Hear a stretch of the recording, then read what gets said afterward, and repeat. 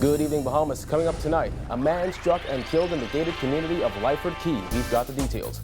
The Bahamas said to soon control its own airspace. Tips from police for this Halloween weekend. Plus, our Dana Smith takes a look at energy fitness in the Bahamas.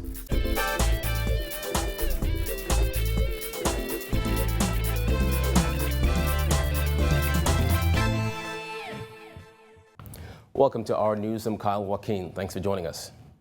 Topping news tonight, the Lyford Key community this morning shaken by a traffic fatality that left a worker dead and a Mack truck driver in shock.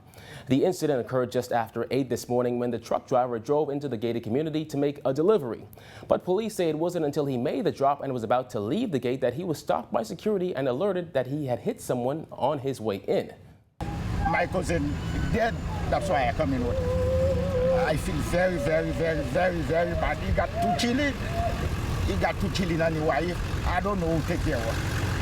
I don't know who take care of her. I feel very bad that my friends in prison. What's your name, sir? A relative breaks down in tears as he rushes to the scene not long after the body of his cousin is removed. The victim is said to be Ideally St. Joseph in his 40s, an employee of a Lyford Key resident, and was on his way to begin the day's work.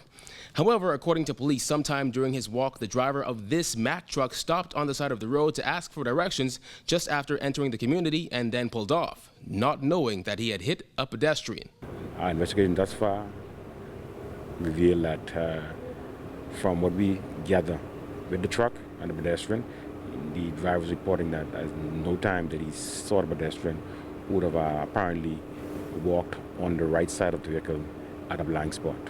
Officer in charge of the Road Traffic Division, Superintendent Craig Stubbs, said an investigation has been launched into exactly how all of this happened. But for the meantime, the truck driver will assist.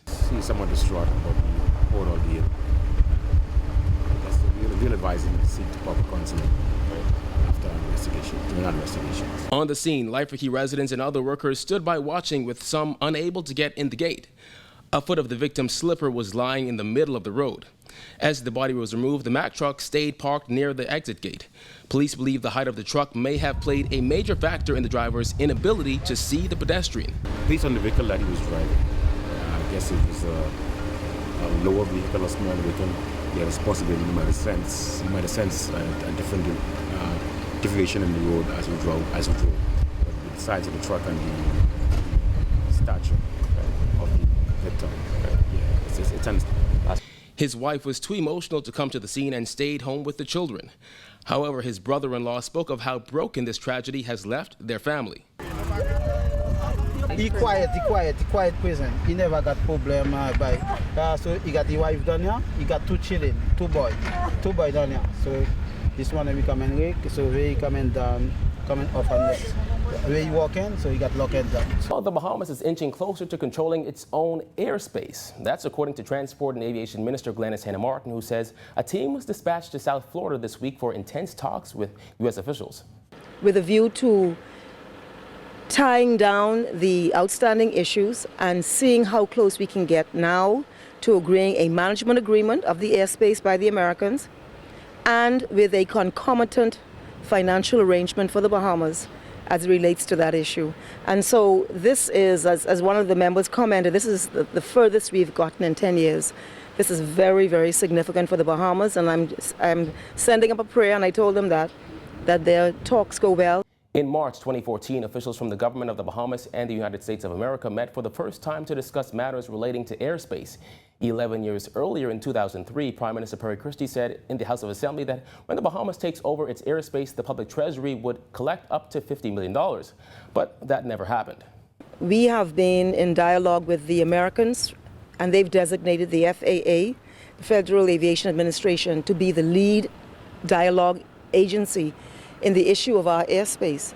As you know, the Americans currently control our airspace. It goes back to an agreement in the 1950s, and we tried to regularize this from 2006, and then there was a change in administration. The policy shifted, but since 2012, we have been very actively engaged in dialogue with the FAA. Asked why the government believes it will be successful this time around, Hannah-Martin says they will pursue it to the very end.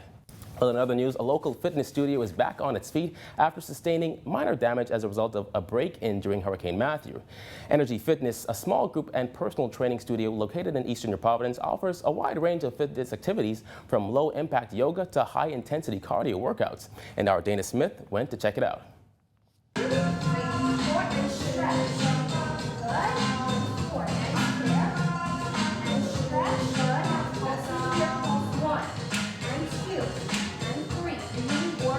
Squats and cardio are all a part of the Energy Fitness Total Bar class, which is a workout that's been gaining quite a bit of popularity in recent years. And our news team dropped in on the small fitness club located at the Squash Club on Village Road earlier this week to check it out. It's a very dynamic class. It's a combination of dance, strength and conditioning, and it's a kick butt core workout, Pilates core workout at the very end. Energy Fitness founder Regina Smith said her goal is to encourage people to have a better quality of life through movement and physical activity. But her journey hasn't been without its challenges. A few weeks ago, in the aftermath of Hurricane Matthew, her studio was broken into when the power was out and the alarmed disarmed. And we found that our entire half of our window had been demolished. They tried to break in, they broke through the bottom of the door, came into the studio, hopped over the desk, and we think that they were just trying to get upstairs to just, I guess, get petty cash or food. And so that kind of set us back a little bit. But, you know, like I always say that life isn't what happens to us, it's how we respond, and I wasn't going to let that get us down. Smith said she got the studio window secured with the help of a family friend and continued on with classes. But the experience and the hurricane aftermath prompted her to start her own hurricane relief efforts with Energy Fitness. Smith said she and her clients collected clothes, food, and other items to donate to the Red Cross. We knew that we wanted to be involved in the relief, and I firmly believe, like, you know, you may not have the world to give, but if everybody gives a little, we all make an impact. Now, although Total Bar is one of the most popular courses that Smith teaches, she said Energy Fitness has a variety of other classes. We've got the high-intensity interval training class, which we call 20-20-20. That's a really good calorie burn. We've seen where people have burned like up to 600 calories in that class, so that's a really good burn if you want to do TRX, med balls, and super-duper power core work. And then we've got the cardio kickboxing, where you get your cardio fixed, you're burning calories again. And then we've also got something that's a little bit more low impact, so we've got the Pilates mat work. And then we've also got yoga, and then we also offer Pilates reformer privates as well. So it's very diverse, and there's something for everyone here at Energy Fitness. What sets her studio apart from other facilities on the island, she says, is that Energy Fitness is more intimate and offers group training with a personal touch. What's different about Energy Fitness is that we're not like traditional gyms, and we don't want to be. We are a small group studio, which is why we recommend booking ahead of time. Our classes are very small, and that was a huge part of our vision. Our classes are no more than about 8 people. We try to cut it off intentionally at 8 people because we want the instructors to have that one-on-one contact and relationship with each client.